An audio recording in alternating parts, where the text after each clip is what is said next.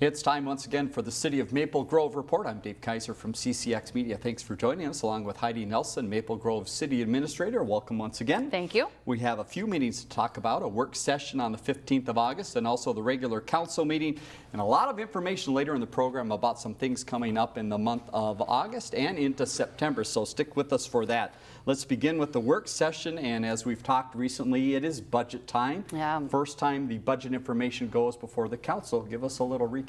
Yeah, so this was a discussion of the proposed 2023 general fund budget. Hard to believe we're into 23, yes. Thinking about that already.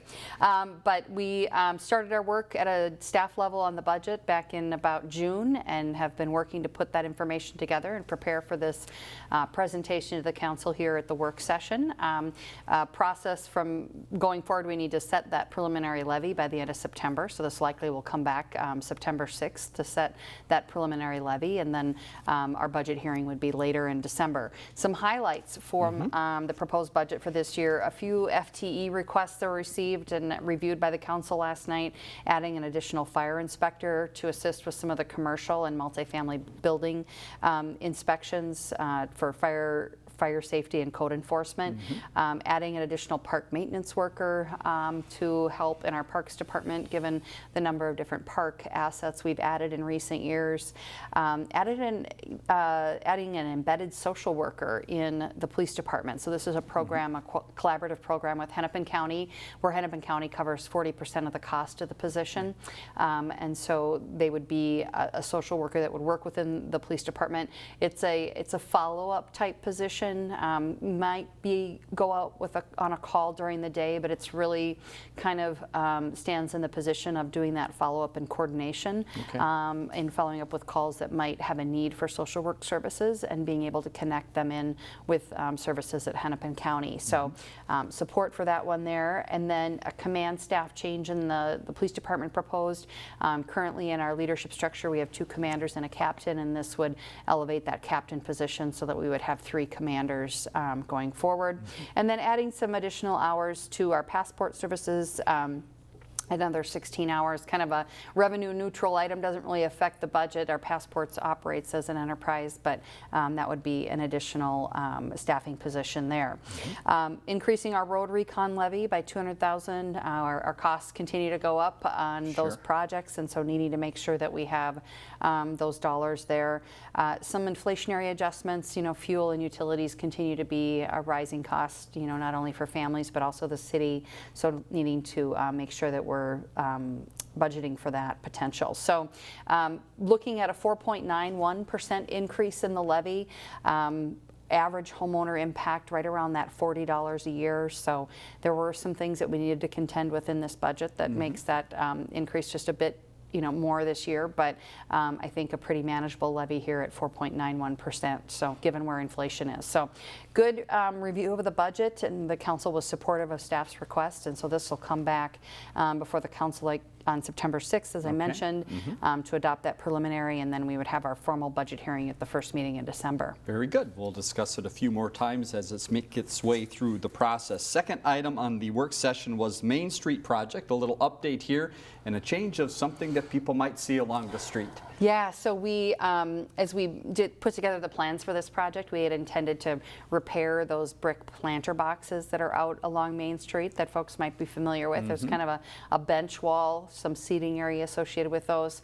We encountered more issues with those than we anticipated in terms of how they were originally constructed, and finding that we need to replace them in total. So pretty significant cost to replace them all, and so we brought a proposal to the council to reduce the number of them to help manage that cost.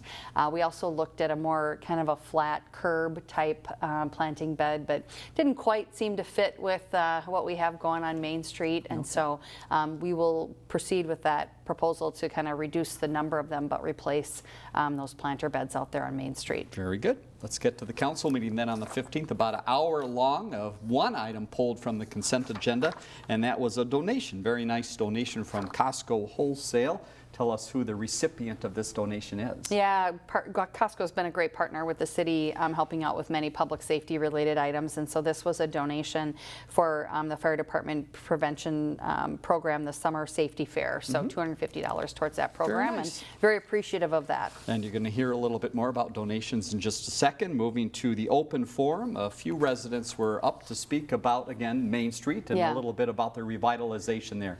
Tell us about that. Yeah, just provided some feedback on, their perceptions about pedestrian comfort and pedestrian ways in Main Street, as well as how bikes might move through that area. So some good feedback there that we'll take into consideration. International Overdose Awareness Day is coming up on August 31st. This was an item that was on the agenda, and also a family there to speak. Give us some more details about this event. Yeah, so International Awareness Day for Overdose Awareness Day for the opioid crisis is something we've done this proclamation a couple times in the past few years to recognize this certain serious issue in our community and the impact that it has. So August 31st is proclaimed as International Overdose Awareness Day in Maple Grove. Again, this is recognized globally and at other cities around the country to recognize this issue in our community. So sadly, here in Minnesota, drug overdose deaths reached a record high in 2021. The Minnesota Department of Health reported 1,286 overdose deaths in 2021, which is a 22% increase over 2020. So this continues to be a very serious issue for our community. Our police department is certainly very engaged in the response to this. And we also work on the prevention side with our DARE program and with some Hennepin County programs to try to help, the drug take back program, those types of things, help people with this issue in the community. The Princeton family, a local Maple Grove family, lost their son to a drug overdose a few years ago. This has tragically impacted their family, and so they've been supporters of this and came forward to tell their story a bit so that hopefully they can save others from this experience. So on Wednesday, August 31st, Maple Grove Town Green will be lit purple in honor of recognition and bringing awareness to this issue. Very good. Back to the donations from the meeting on the 15th. The next, a very fun one here. This is a donation about a youth lemonade stand to the police department and K-9 specifically. Tell us about the youngsters that have done some great work in the community. Yeah, so these two young leaders in our community, Jack Henry and Liam Henry, came forward to provide the proceeds of their lemonade stand that they raised money for the K-9 program, and so this was really a nice thing to have in front of the council. And they came in and did a tour of the police department beforehand and got to spend a little bit of time with Kalo, the ever entertainer. He was at the meeting too and posing for pictures. Photo opportunity. Yeah, I think you must train him to pose for pictures. He does a nice job with that. So they did raise $64 from their lemonade stand for that, and then we're able to raise another $70, so $134 all in total for the K-9 program. So very appreciative of that support from Jack and Liam and the Henry family, and this was a nice recognition for the K-9 program as well. Fantastic.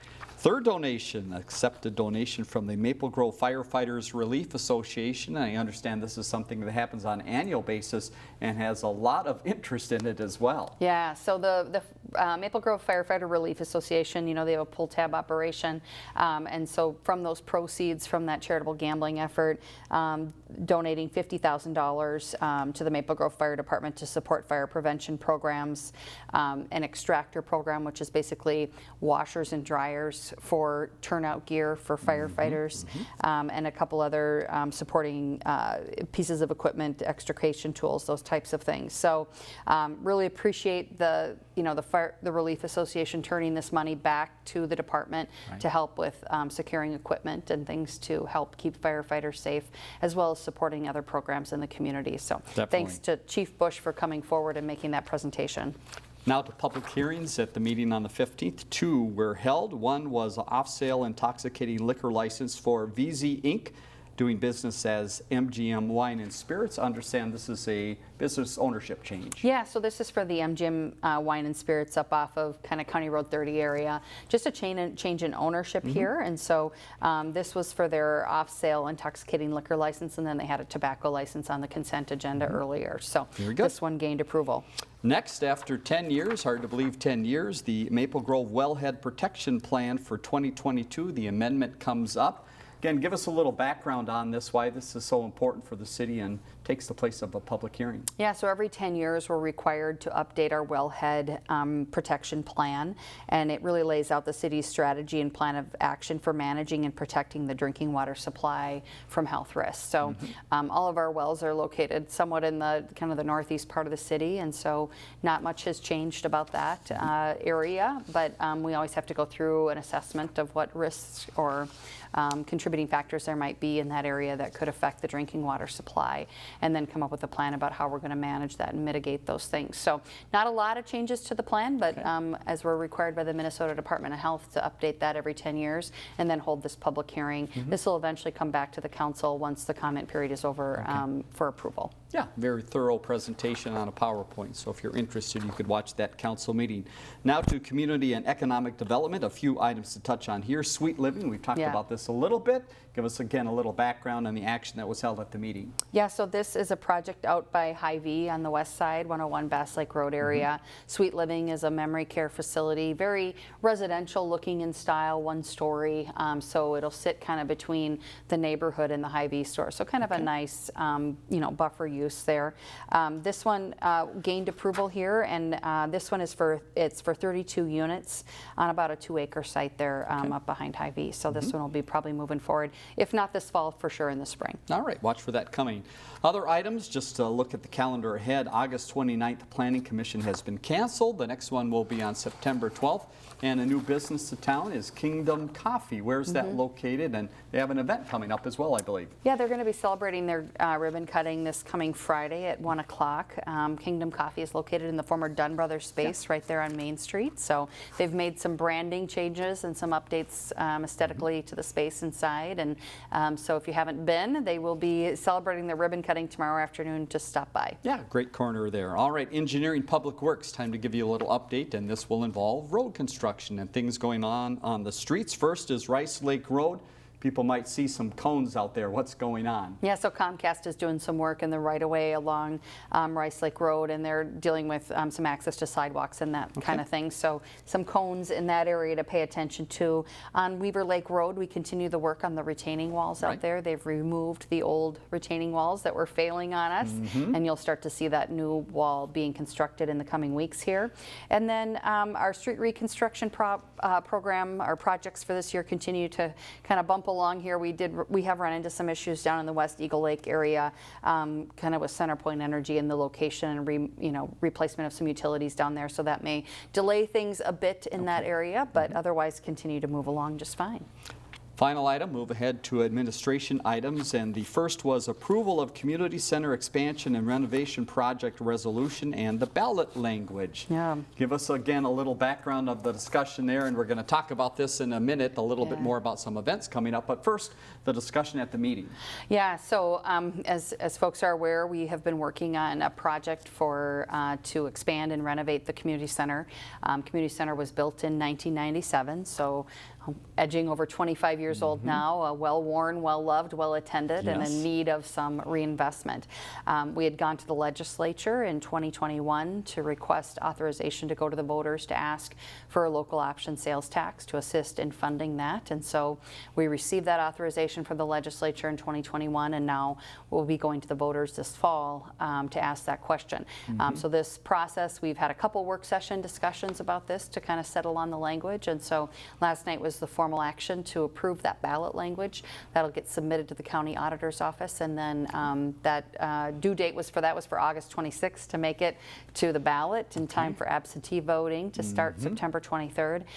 So that was finalized there. So ballot language was reflected in a resolution that was attached to the council action form here that's on the agenda. So if folks want to go take a look at that, but it basically kind of outlines the various components of the project that could be included included, as well as some of the infrastructure pieces that would be repaired with that project. And it's a half cent for 20 years. So that'll go on the ballot this fall in November, and just encourage folks to go out and take a look at that. And then we'll talk a little bit later about the project overall and information that's out there as well. Yeah, more to come on that. Final item from the meeting on the 15th was something that might complicate your ride to the State Fair if you're a bus rider. What's happening, Heidi?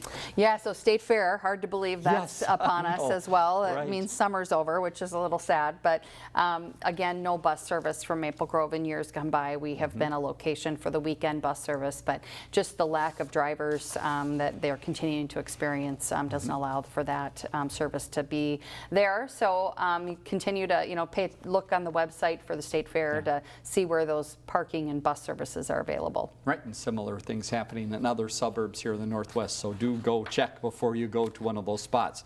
Now to some items that are coming up in the city, and you mentioned the election. It is being talked about now. We had a primary that occurred, general coming up. Give us what residents need to know. Yeah, so primary kind of went off without a hitch. Congratulations to our city clerk, Amy Dietl, and her staff. They always do a great job, and many thanks to our election judges for continuing to serve.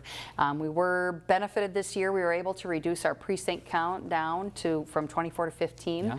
I think, primarily driven by the number of folks that absentee vote prior to the election. It really helped us kind of recalibrate, the number of folks that would be showing up to the polls that day, and that helps us on the staffing front too. We've struggled at times to get enough election judges, and so reducing that precinct count helps with us with that issue there. So congratulations on the primary election. I think it all went really well. We're now turning our heads towards the general election, getting ready for absentee voting that'll start on September 23rd. We'll continue to do that at the Government Center for absentee, and you can also do that, of course, by mail. And then the November 8th general election, we'll be back out at those 15 polling locations that day for the general election. And as we're recording this on August 16th, today is the day that the filing ends. So which positions are they filing for, and what can people expect? Yeah, so here at the city level, we have the mayor's seat is up, as well as 2 city council seats. We have 1 city council member, Phil Leith, has decided not to run for re-election. So we will have for sure 1 open seat, but we have 2 seats. Karen Jager's seat is also up for re-election. So filing is open until 5 o'clock today, and then they have till the 18th of August to withdraw. So once 5 o'clock passes on the 18th of August, that ballot is set for our local election here. Very good. Again, the website, great place to go for more information on that. Also, let's give you another website, growingtogethermaplegrove.org. We mentioned the community center earlier. That is a place with a lot of information. Again, what are some of the latest bullet points that people need to know, and a special event coming up to learn more? Yeah, so we're holding an open house on Wednesday, September 7th from 5:30 to 7 in the banquet room at the community center. This is really just an opportunity to reach out to residents and make sure folks have the information that they need as they go to the polls this fall to understand what it is that we're asking for in the project and how the local option sales tax funding would work. So we encourage people to come out Wednesday, September 7th from 5:30 to 7. As you mentioned, growingtogethermaplegrove.org is the project website, and lots of information there as well. And we are going to be out talking to a number of community groups over the next 6 to 8 weeks here, kind of visiting with a lot of the community organizations, Rotary, the Lions, homeowners associations, businesses, chambers, those types of things, just to make sure that we're getting the word out and people have information as they go to the polls. So encourage people to attend the open house Wednesday, September 7th from 5:30 to 7 as well. At the community center in the banquet room. Photo contest, actually today, as we're recording this, earlier this morning, I was part of that fine group. You had lots of photos come in. That was tough. Over 400 photos that were submitted in this year's contest. And so, as you mentioned, the judging did take place this morning, and so those winners will come forward at a meeting in September to be recognized. Very nice, and used in a lot of ways through city publications, so be watching for that. We've got a holiday coming up. How does that affect the city operation? Yeah, so city offices will be closed Monday, September 5th in observance of the Labor Day holiday, and then of course our city council meeting will move to Tuesday, September 6th. Here's another date for your calendar, looking into the latter part of September, Thursday, September 29th to be exact. It's the Mayor's Prayer Breakfast. Give us a little overview of that event and the special speaker this year. Yeah, so this is an event normally held in May with National Day of Prayer type timing. But with COVID, kind of got off cadence here and hasn't happened for a couple of years. So catching up this fall with the event, and then we'll return to the spring calendar next year. So this year's event, this is the 16th annual Mayor's Prayer Breakfast, held on Thursday, September 29th at the Rush Creek Golf Club. The morning event is open to all faiths and interests.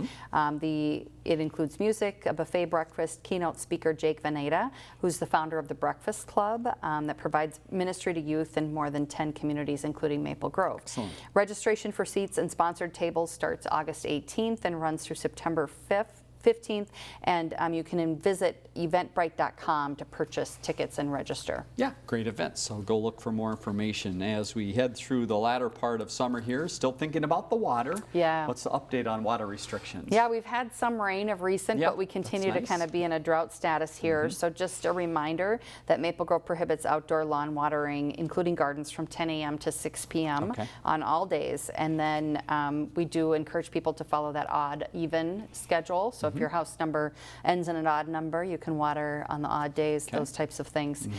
So any questions, there's information available on our website, or you can also give a call up to Public Works. Very good. All right, let's head out to the park. Some great park projects going on that we want to bring you an update on. The first is Gleason Fields Athletic Complex. What is happening there? Yeah, so that project is well underway. We spoke about it a bit last night, and they're moving a lot of dirt out there. This is a pretty big project, but kind of repurposing that project into a baseball, softball complex, and then adding some neighborhood amenities too, a significant sledding hill, that type of thing.